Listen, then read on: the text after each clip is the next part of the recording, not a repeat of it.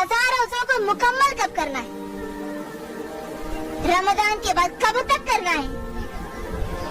अल्लाह तबारक व तआला शरीयत में इतनी आसानी दी मेरी बहनों कि रमजान के महीने के अंदर अगर हमारे रोजे छूट जाते हैं हैज और निफास की वजह से, हामिला खवातीन की वजह से, मुसाफिर की वजह से या बीमारी की वजह से, तो अगले 11 महीने मेरे और आपके पास बचे, उसमें हम उसको मुकम्मल कर सकते हैं।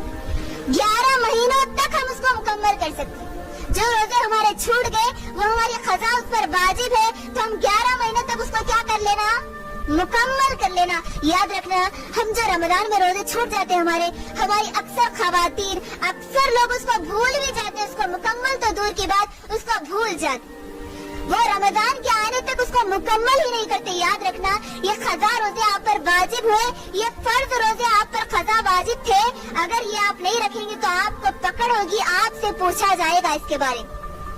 फर्ज रोजों के बारे में आपसे सवाल किया जाएगा, आप गुनहगार होंगी, तो मुझे और आपको ये रोजों को क्या करना है, मुकम्मल करना है। क्या करना है, खज़ा करनी है इनकी, ठीक है। तो जो रोजे हमसे छूट गए अगले 11 महीने तक क्या कर लेना, उसको मुकम्मल करना।